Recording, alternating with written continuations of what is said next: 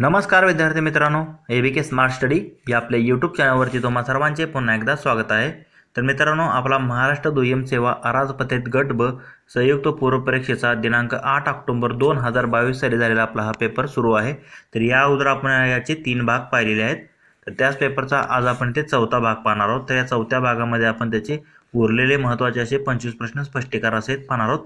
तर यामध्ये बरेचसे असे गणिताचे प्रश्न आहेत जे की तुमच्या येणाऱ्या परीक्षेसाठी अत्यंत उपयुक्त ठरणार आहेत। त्यामुळे तुम्ही हा व्हिडिओ पूर्ण पहा व तुमच्या मित्रांना देखील शेअर करा। तर वेळ न घालवता आपण आपल्या डायरेक्ट प्रश्नांकडे वळूयात। पाहावं त्याच्या या आपल्या भाग 4 मधील आपला हा प्रश्न पहिला। तर प्रश्न क्रमांक 76 तुम्ही इथे पाहू शकतात। जैविक नायट्रोजन फिक्सेशन दरम्यान नायट्रीफाइंग जीवाणू कोणाचे रूपांतर कशामध्ये करतात? तर लक्षात घ्या, जैविक नायट्रोजन फिक्सेशन या दरम्यान जे आहे तर ते जीवाणू जे आहेत तर ते NH4+ चे NO3- मध्ये रूपांतर करतात, जे की तुम्हाला ऑप्शन 3 मध्ये दिलेलं आहे। हेच या प्रश्नाचं योग्य आन्सर असेल। पुढील प्रश्न पाहूयात, प्रश्न क्रमांक 77। तर आता इथे जोड्या लावावरती आधारित हा प्रश्न आहे। तर ABCD मध्ये आपल्याला दिलेला आहे पायथन, मोलुरस, नाजा नाजा, व्हायपर रसिली आणि टायफ्लोस ब्राह्मिनस। तर आता इथे आपल्याला हे साप जे आहेत तर यांच्या आपल्याला जोड्या लावायच्या आहेत। तर एक मध्ये काय दिले, पायथन मोलुरस। तर लक्षात घ्या, पायथन मोलुरस म्हणजे बिनविषारी साप असतात त्यांना म्हणतात पायथन मोलुरस। म्हणजे गोड्या पाण्यात वगैरे तुम्ही जर पाहिलं असेल तर विरुळे वगैरे जे असतात तर त्यांना आपण पायथन मोलुरस असे म्हणतो, जे की बिनविषारी असतात। त्यांचे दात जे असतात तर ते बिनविषारी सापांचे भरीव असतात। तर हे त्यांना आपण पायथन मोलुरस म्हणतो। त्याप्रमाणे नाजा नाजा, तर नाजा नाजा म्हणजे किंग कोब्रा जो आहे आपला, तर हे कसं आहे तर टॉक्झिक म्हणजे विषारी साप आहेत, त्यांना आपण न्यूरोटॉक्झिक असे म्हणतो। न्यूरोटॉक्झिक का, तर डायरेक्ट ते आपल्या चेतासंस्थेवर आपल्या परिणाम करतात त्यांचं विष। म्हणजे नाजा नाजा हे किंग कोब्रा म्हणतो ज्याला आपण, तर ते न्यूरोटॉक्झिक असतात, अतिशय विषारी असतात। त्याप्रमाणे इथे जर तुम्ही पाहिलं तर व्हायपर रसिली, तर व्हायपर रसिली जे आहेत तर ते हिमोटॉक्झिक असतात। कसे असतात? हेमोटॉक्झिक असतात। ते काय असतात तर ऑप्शन 1 मध्ये दिलेलं आहे त्याचं, म्हणजे व्हायपर रसिली म्हणजे हेमोटॉक्झिक। आणि ट्रायफ्लोप्स ब्राह्मिनस हे जे आहे तर ते अंध साप असतात। अंध साप ज्यांना म्हणतो, त्यांना दिसत नसतं, त्याला आपण ट्रायफ्लोप्स ब्राह्मिनस म्हणतात। म्हणजे 4, 3, 1, 2 याप्रमाणे या जोड्या योग्य आहेत, जे की पर्याय क्रमांक 1 मध्येच आपल्याला दिलेले आहेत। तेच आपल्या या प्रश्नाचं योग्य आन्सर असणार आहे। पुढील प्रश्न पाहूयात, प्रश्न क्रमांक 78। तर काय दिलं आपल्याला इथे, ऑरेलियाच्या लार्वल स्टेजचा खालीलपैकी योग्य क्रम कोणता? तर आता ऑरेलियाच्या लार्वल स्टेजचा जो क्रम असतो तर त्यामध्ये सुरुवातीला काय असतं, प्लानुला, त्यानंतर हायड्राट्युबा, त्यानंतर सायफिस्टोम आणि शेवटी असतं इफिरा।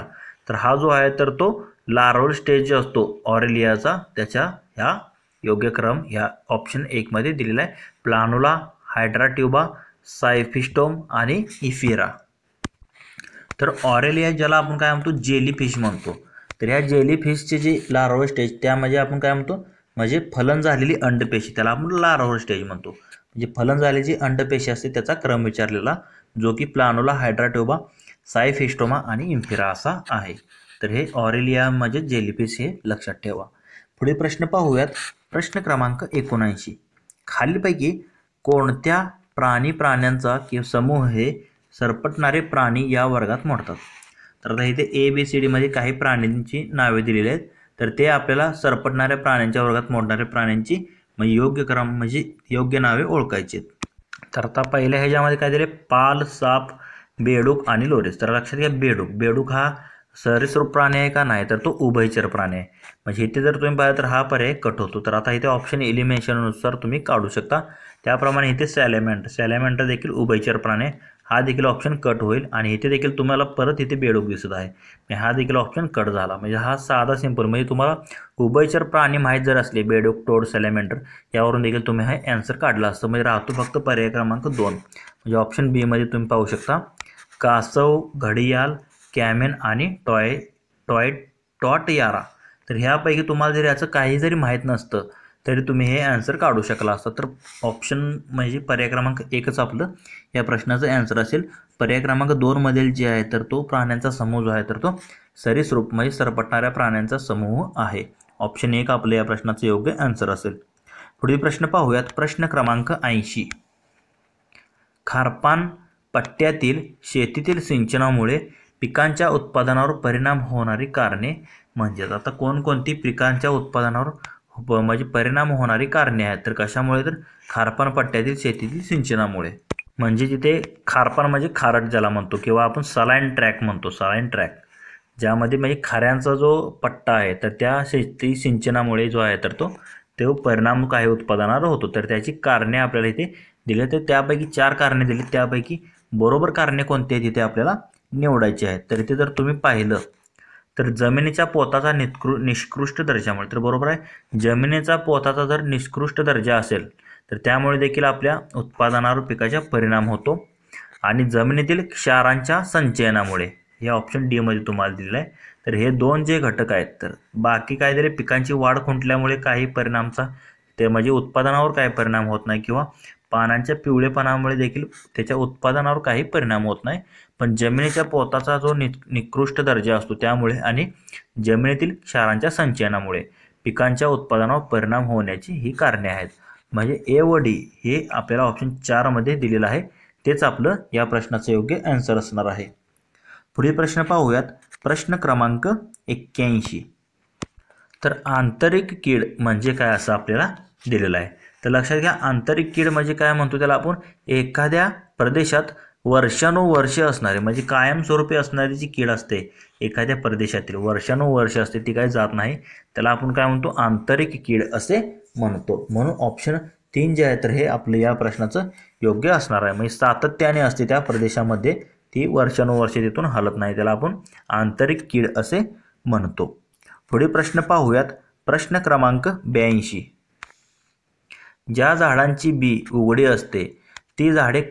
कोणत्या गटात मोडतात तर लक्षात घ्या ज्यामध्ये बी हे उघडे असतात तर त्याला आपण काय म्हणतो तर त्याला आपण अबीजपत्री म्हणजे काय म्हणतो आवृत्त बीजी काय म्हणतो अनावृत्त बीजी आणि आवृत्त बीजी असे 2 प्रकार असतात तर ज्या झाडांची बी उघडी असते त्याला आपण अनावृत्त बीजे म्हणतो म्हणजे त्याला इंग्लिशमध्ये जिम्नोस्पर्म असे म्हणतो आणि ज्या झाडांची बिया ज्या आहेत तर त्या उघड्या नसून झाकलेल्या असतात त्याला आपण अँजिओस्पर्म म्हणजेच त्याला आपण काय म्हणतो आवृत्त बीजी असे म्हणतो म्हणजे या प्रश्नाचा आपला आन्सर काय असणार आहे तर जिम्नोस्पर्म म्हणजे ज्यामध्ये झाडांच्या बिया ज्या असतात तर त्या उघड्या असतात ऑप्शन 2 आपलं या प्रश्नाचं योग्य आन्सर असणार आहे पुढील प्रश्न पाहूयात प्रश्न क्रमांक 83 खालीलपैकी कोणता विषाणू एका व्यक्तीकडून दुसऱ्या व्यक्तीकडे संक्रमक सुई किंवा असुरक्षित लैंगिक संबंधामुळे पसरतो म्हणजे सुईद्वारे किंवा असुरक्षित जे लैंगिक संबंध होतात त्याद्वारे प्रसरणारा हा रोग आपल्याला इथे निवडायचा आहे तर इथे जर तुम्ही पाहिलं डेंग्यू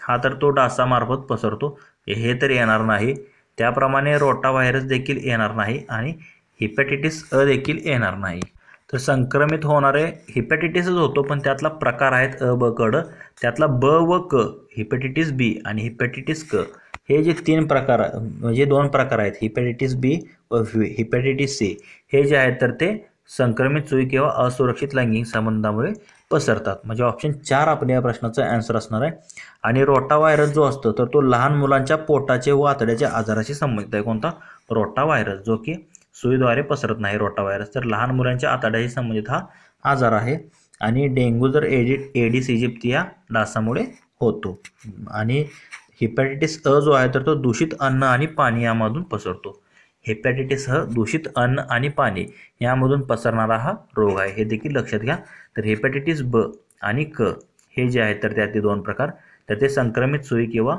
असुरक्षित लैंगिक संबंधामुळे हे पसरतात ऑप्शन 4 आपल्या या प्रश्नाचं योग्य आन्सर असणार आहे पुढील प्रश्न पाहूयात प्रश्न क्रमांक 84 कोणत्या शास्त्रज्ञाने देवी रोगावरील लसीचा शोध लावलेला होता तर लक्षात घ्या देवीची जी लस आहे तर ती एडवर्ड जेन्नर याने शोधलेली प्रथमतः तर ही जी लस होती त्याने कधी शोधलेली तर 1798 मध्ये ह्यांनी शोधली होती तर देवी त्याच रोगाला आपण काय म्हणतो अजून दुसरं स्मॉल पॉक्स देखील असं म्हणतो तर या रोगावरील जी लस आहे तर ती एडवर्ड जेन्नरने पहिली लस 1798 मध्ये विकसित केली होती आणि दुसरं काय दिलं आपलं टीबी तर आता टीबी वरती जी आहे तर ती बीसीजी लस जी आहे तर ती टीबी या रोगावरती आधारित होती पुढील प्रश्न पाहूयात प्रश्न क्रमांक 85 निर्जंतुकीकरण करण्यासाठी खालीलपैकी कोणाचा वापर होतो म्हणजे ज्याला आपण काय म्हणतो म्हणजे डिसइन्फेक्ट सरफेसेस म्हणजे निर्जंतुकीकरण ज्याला म्हणतो तर त्यासाठी कशाचा वापर करतो, तर पर्याय दिलेत अतिनील प्रकाश,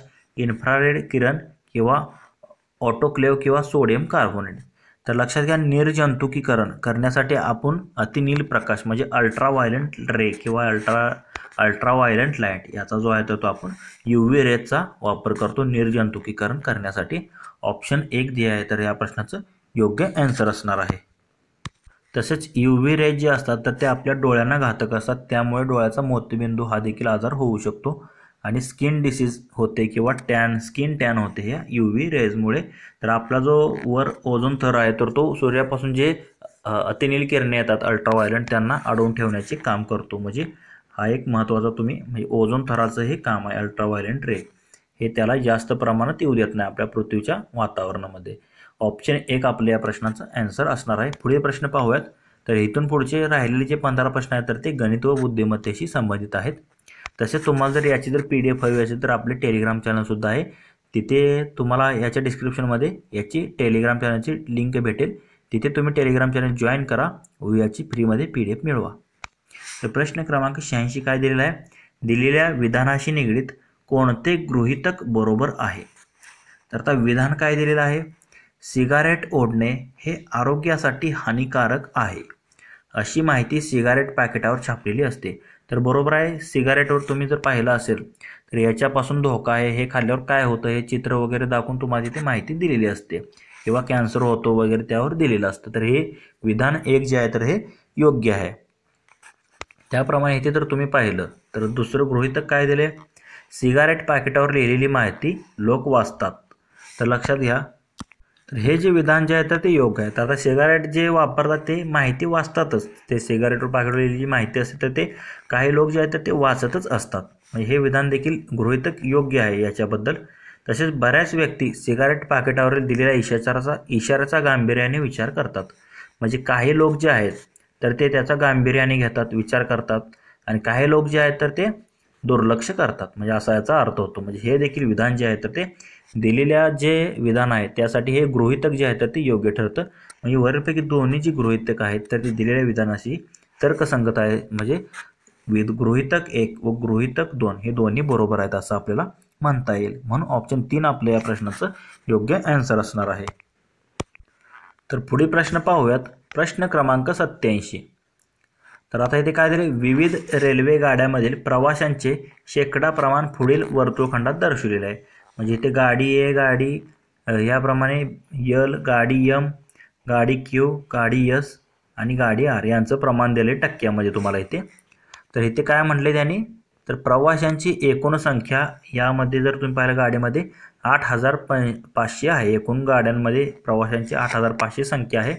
तर गाडी S, M, L यांची मिळून सरासरी काढायची आहे. तर इथे जर तुम्ही पाहिलं तर M इथे आहे, S इथे आहे, S, M आणि L ह्या तिघांची मिळून आपल्याला टक्केवारी काढायची. टक्केवारी नाही तर तिघांची मिळून प्रवाशांची सरासरी आपल्याला काढायची आहे. तर आपल्याला काय करावं लागेल, सेपरेट आपल्याला ह्या 8500 पैकी प्रत्येक गाडीची संख्या काढावी लागेल आणि त्याची आपल्याला नंतर सरासरी काढता येईल. तर गणितात दिल्याप्रमाणे तुम्ही इथे पाहू शकता. तर प्रवाशाची एकूण संख्या आपल्याला 8500 रुपये दिलेली आहे आणि जे काय त्या वर्तुळात मगाशी होतं तर तीच माहिती आपण इथे दिलेली आहे.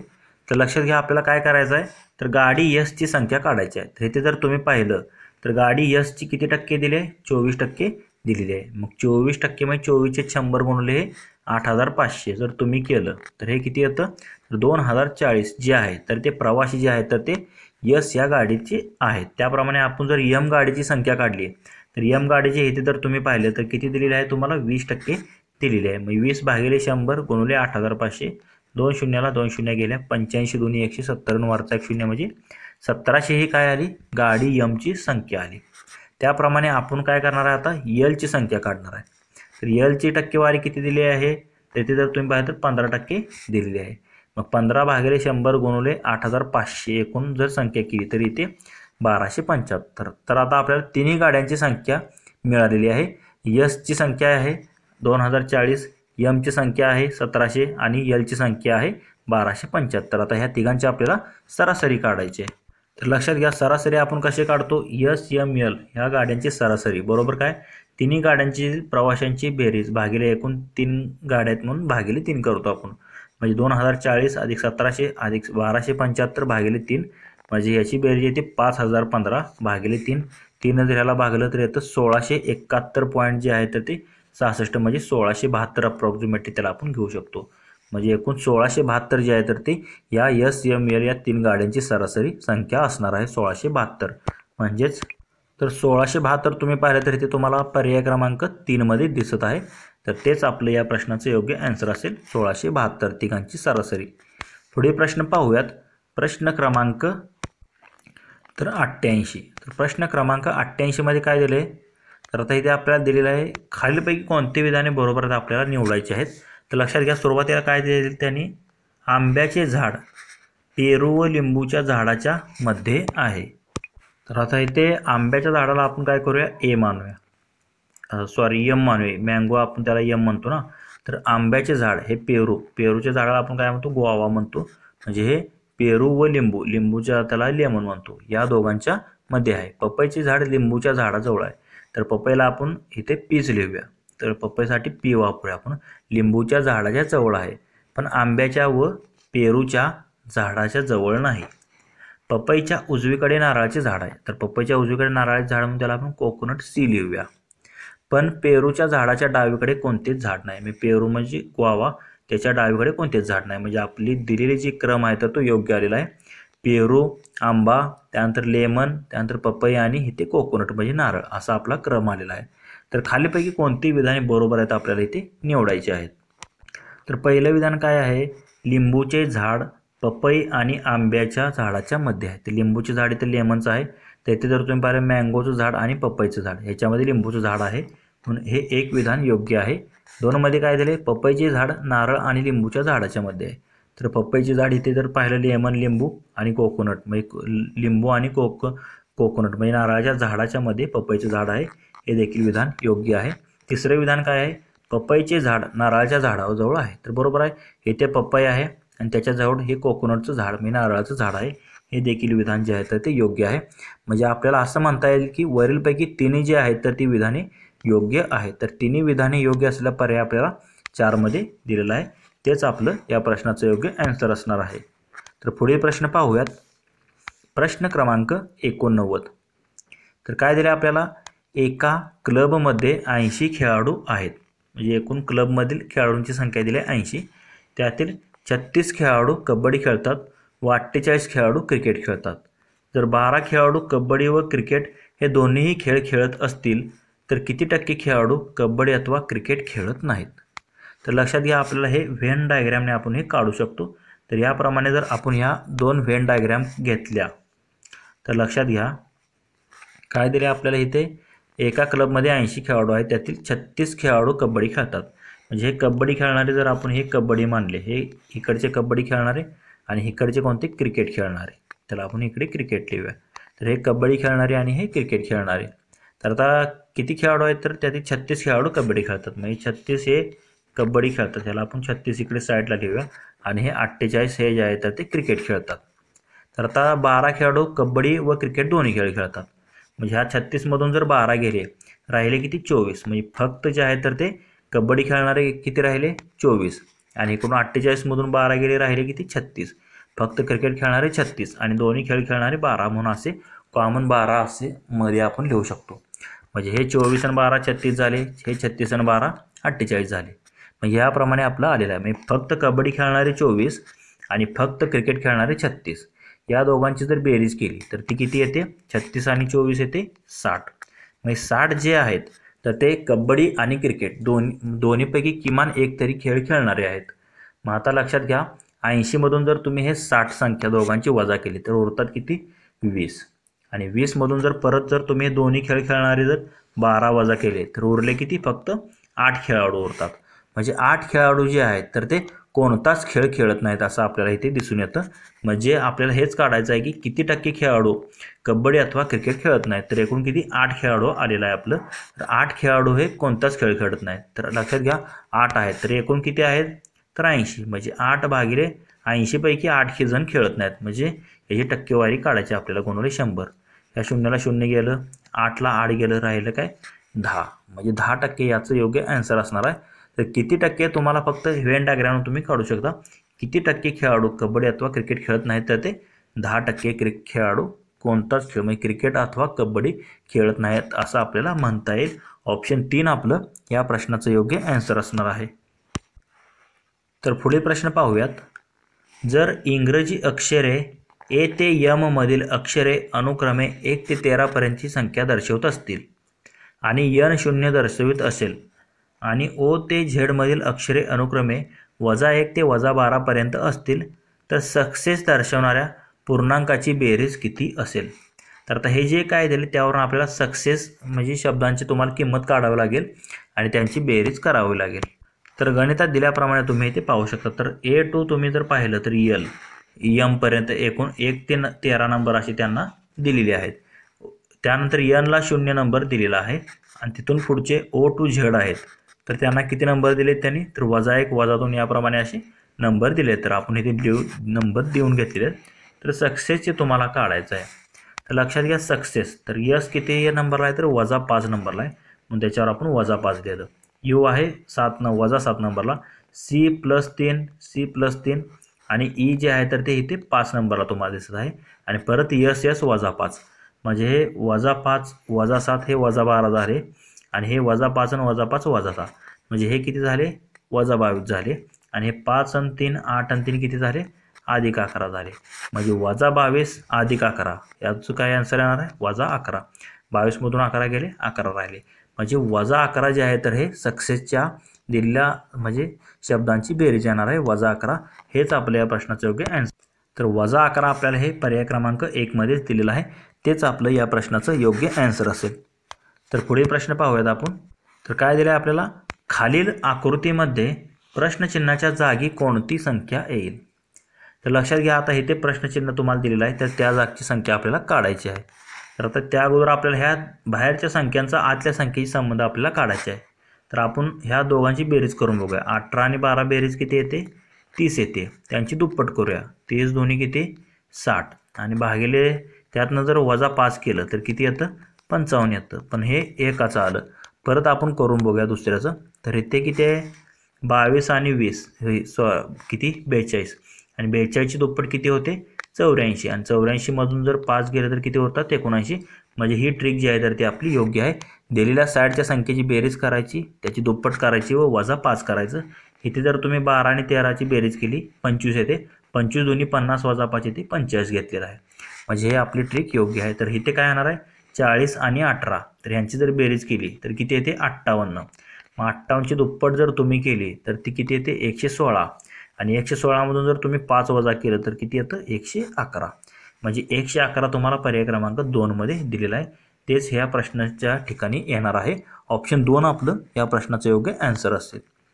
पुढील प्रश्न पाहूयात. प्रश्न क्रमांक 94. एका सांकेतिक लिपीत RED बरोबर 9 आणि BLUE बरोबर 10 तर व्हाईट बरोबर काय येईल? तर लक्षात घ्या इथे काय दिलेलं आहे. तर इथे जर तुम्ही पाहिलं तर E आणि D हे किती नंबरला असतात? E 5 नंबरला असतं, D 4 नंबरला असतं आणि R किती नंबरला असतं? तर ते ABCD प्रमाणे तुम्ही जर केला तर ते 18 नंबरला असतं. या सर्वांची जर बेरीज तुम्ही केली 18 आणि 5 23 आणि 4 किती? 27 येते आणि त्याला जर तुम्ही हे एकूण किती शब्द आहेत? हे 3 शब्द आहेत. या 3ने जर तुम्ही बाहेर आलं तर एकूण किती येतं? 9 येतं. इथे देखील 9 दिलेला आहे आपल्याला. याप्रमाणे हे गणित सोडवायचं आहे. त्याप्रमाणे BLUE यामध्ये तुम्ही जर पाहिलं तर B 2 नंबरला असतं अधिक L किती नंबरला असतं? तर ते 12 नंबरला असतं L. त्यानंतर तुम्ही जर पाहिलं तर U हे 21 नंबरला आहे आणि E किती नंबरला असतं? 5 नंबरला असतं. या सर्वांची जर तुम्ही बेरीज केली 21 आणि 5 26, 26 आणि 12 38 आणि 2 40 आणि 40 भागिले हे शब्द किती आहेत? 4 जर केलं तर किती येतं? 10 येतं. म्हणजे ब्ल्यूसाठी त्यांनी 10 दिलेला आहे.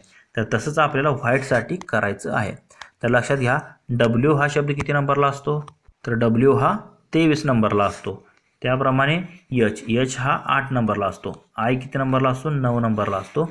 T असतो 20 नंबरला आणि E किती नंबरला असतो? तर E हा 5 नंबरला असतो. म्हणजे 23 8 9 20 आणि 5 या सर्वांची जर बेरीज केली तर 23 आणि 8 31, 31 आणि 9 40 आणि 20 हे 60 आणि हे 65 येतात आणि 65 आणि हे WHIT मध्ये किती आहेत? 5 संख्या आहेत, म्हणजे 65 भागिले 5 ह्या प्रश्नाचं योग्य आन्सर असणार आहे आपलं. 65 भागिले 5 जर केलं तर 5 एके 5, 13 पाची 65, म्हणजे 13 या प्रश्नाचं योग्य आन्सर असणार आहे. व्हाईटसाठी काय येणार आहे तर 13, जे की ऑप्शन 1 मध्ये आपल्याला दिलेलं आहे, तेच आपलं या प्रश्नाचं योग्य आन्सर असणार आहे. तर पुढील प्रश्न पाहूयात. प्रश्न क्रमांक 95. तर काय दिलं आहे आपल्याला इथे, आगगाडीत बसून एक व्यक्ती इलेक्ट्रिक खांबाची संख्या मोजते आहे. म्हणजे रेल्वेत बसून तो जाणाऱ्या खांबाची संख्या मोजत आहे. 2 खांबातील अंतर 50 मीटर आहे, म्हणजे 2 लगतच्या खांबामधील अंतर 50 मीटर दिलेलं आहे. आणि त्या आगगाडीचा वेग देखील दिलेला आहे, 40 किलोमीटर प्रति तास आहे. तर 5601 खांब मोजण्यासाठी किती तास लागतील. तर लक्षात घ्या, 5601 खांब मोजायचे आहेत. पण लक्षात घ्या, पहिला खांबाचं अंतर आपण मोजणार आहे का, पण पहिल्याचं आपण 0च पकडतो. म्हणून आपल्याला काय करावं लागेल, 5600 मधून हे पहिला खांब 1 वजा जर केला तर फक्त 5600 खांबाच्या मधलंच अंतर आपलं येणार आहे. पहिला आपण 0 पासून पकडतो म्हणून.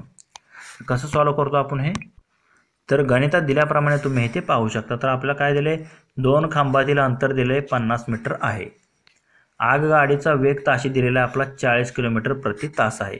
तर आपल्याला काय करायचं आहे, 5600 खांब मोजण्यासाठी आपल्याला किती वेळ लागेल आपल्याला काढायचा आहे. तर वेग बरोबर काय असतं, म्हणजे आता सूत्र काय असतं, वेळ बरोबर अंतर भागिले 1 हे सूत्र असतं.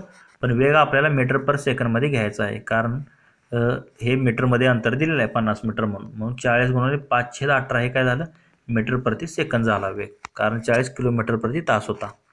तर खांबातील जे आहे, पहिला खांब जो काय करणार आहे आपण, पण पहिला खांब जो आहे तर तो 0 मीटरवर असणार, कारण तिथून आपण अंतर मोजणार नाही. म्हणून 5600 काम घ्यावे लागतील. तर मग अशी सांगितल्याप्रमाणे तर हे सूत्र वापरायचं आपल्याला, वेळ काढायचे अंतर भागिले वेग.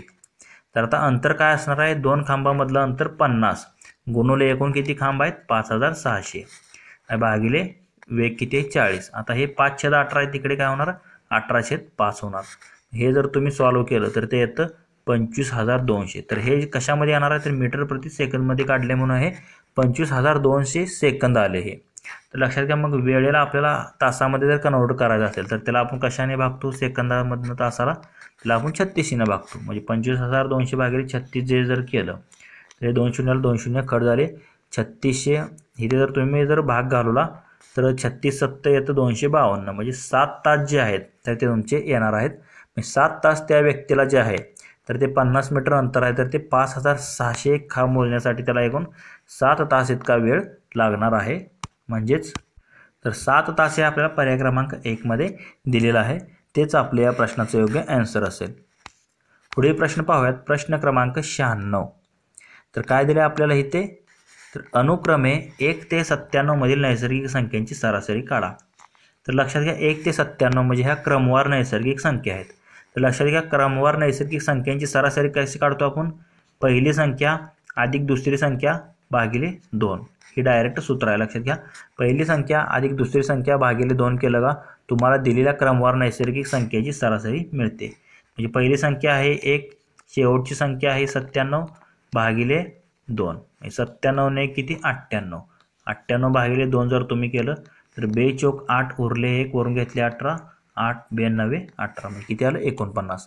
म्हणजे 49 जी आहे तर हे तुमची सरासरी असणार आहे 1 ते 97 मधील नैसर्गिक संख्येची सरासरी. तुम्हाला जर हे सूत्र माहीत असतं तर तुमचं एक 10 सेकंदात हे उत्तर निघालं असतं. तर सरासरी जी असते तर ती क्रमवार नैसर्गिक संख्येची दिलेल्या पहिली संख्या व शेवटची संख्येची बेरीज भागिले 2 असते, हे लक्षात ठेवा. पुढील प्रश्न पाहूयात. प्रश्न क्रमांक 97. काय दिले आपल्याला इथे, 250 मीटर लांबीची रेल्वे गाडी ताशी 45 किलोमीटर वेगाने धावते. म्हणजे गाडीचा वेग दिलेला आहे 45 किलोमीटर प्रति तास आणि 250 मीटर तिची लांबी दिलेली आहे. तर 250 मीटर लांबीचा प्लॅटफॉर्म ओलांडण्यासाठी तिला किती वेळ लागेल. तर आता वेळ सेकंदमध्ये आपल्याला इथे काढायचा आहे. तर कसं काढतो आपण हे, तर गणितात दिल्याप्रमाणे तुम्ही इथे पाहू शकतात. काय दिले, रेल्वेची लांबी दिलेली आहे 250 मीटर व प्लॅटफॉर्मची लांबी देखील दिलेली आहे 250 मीटर आणि रेल्वेचा ताशी वेग दिलेला आहे 45 किलोमीटर प्रति तास. तर ते 45 गुणिले 5/18 मीटर प्रति सेकंद येईल. म्हणजे वेळ बरोबर मागाचं सूत्र वापरायचं आहे, अंतर भागिले वेग. तर अंतर हे काय, रेल्वेची लांबी अधिक प्लॅटफॉर्मची लांबी येईल, म्हणजे 250 अधिक 250 भागिले हे 45 आणि हे 5/18 आहे तर ते 1805 होईल. म्हणजे इथे जर तुम्ही पाहिलं तर हे किती होतं 250 आणि 250 हे 500 झालं गुणुले हे 18 भागिले 45 गुणुले 5. तर 5 जर तुम्ही भाग गावला तर इथे वर 100 येतं आणि 100 गुणुले 18 केलं तर 1800 येतं. 1800 भागिले 45 जर केलं तर तुम्ही येतं 45 चोक 180 वरचा एक शून्य म्हणजे 40. म्हणजे वेळ किती येणार आहे तर तो 40 सेकंद इतका वेळ लागणार आहे त्या रेल्वेला तो प्लॅटफॉर्म ओलांडण्यासाठी. म्हणजेच आपला आन्सर काय असेल तर इथे हे ऑप्शन 2 मध्ये तुम्हाला दिलेलं आहे 40 सेकंद. तेच आपलं या प्रश्नाचं योग्य आन्सर असणार आहे.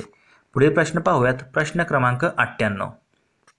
रवीने सुधीरला एक वस्तू 6% नफ्याने विकली. सुधीरने तीच वस्तू 5% तोट्याने गोपाळला विकली.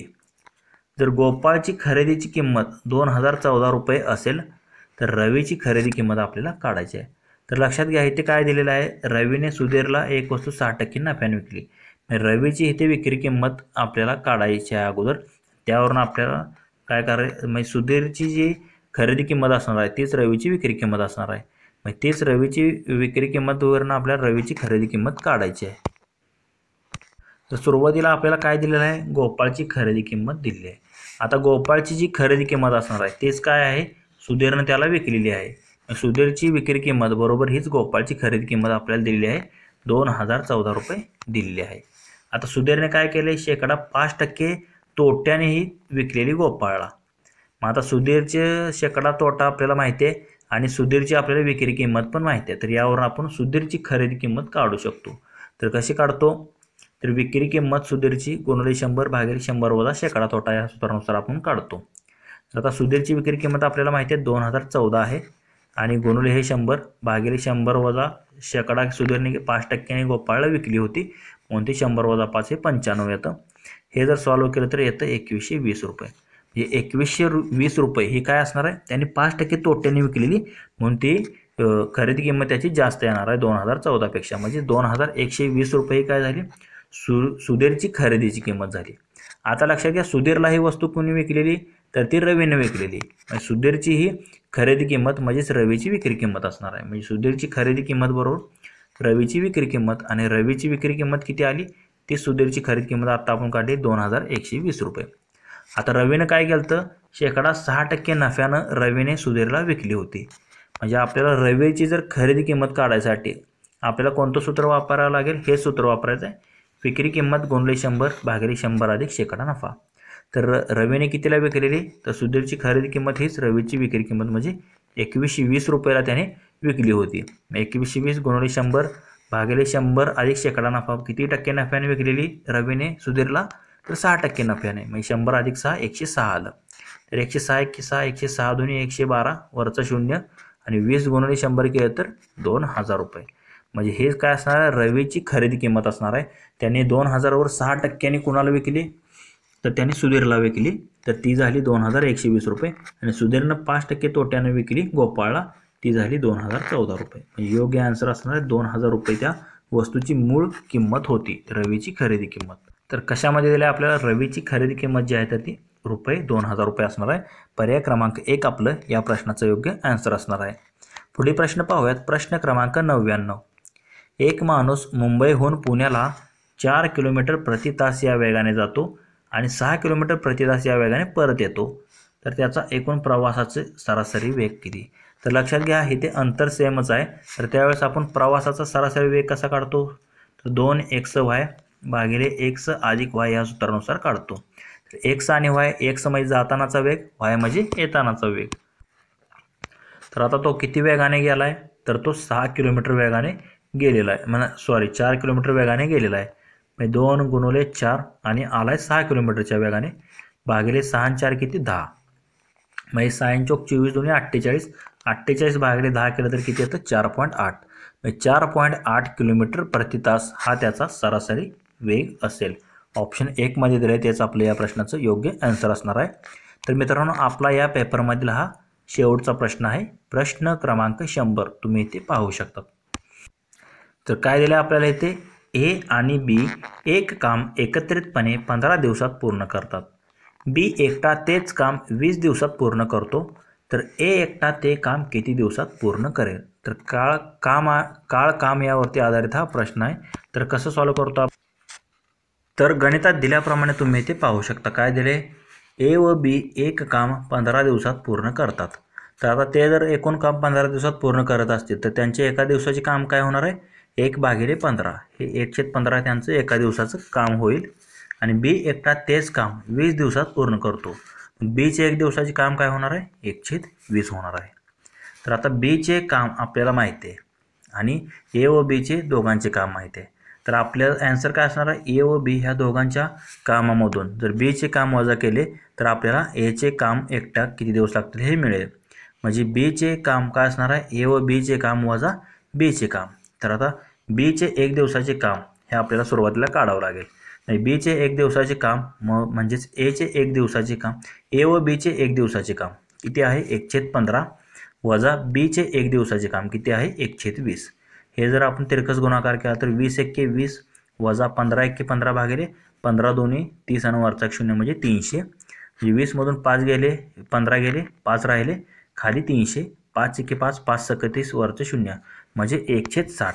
म्हणजे बीचे काम काय असणार आहे, एका दिवसाचे 1/60 काम जर बी एका दिवसात करत असेल म्हणजे 60 म्हणजे त्याचं एकूण काम काय असणार आहे, तर एकूण 60 दिवस जे आहे तर ते त्याला लागणार आहे.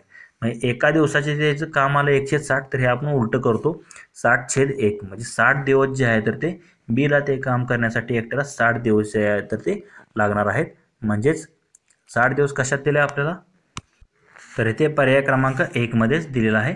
तेच आपलं या प्रश्नाचं ॲन्सर असेल. ए एकटा तेच काम किती दिवसात करेल. तर लक्षात घ्या, बी एकटा तेच काम दिलं तर आपण हे फक्त थोडं वेगळं घेतलं, एचं काम घेतलं. तर हे बी एकटा ते काम 20 दिवसात करतो तर ए एकटा जो आहे तर तो तेच येणार आहे तर ते 60 दिवसात काम पूर्ण करेल.